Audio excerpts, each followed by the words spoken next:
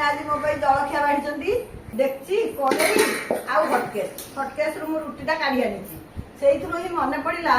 आम मैंने पिलादिने सब कड़े घसा खाऊलु कोरुओ खाऊलु सामुकारे कोरिकी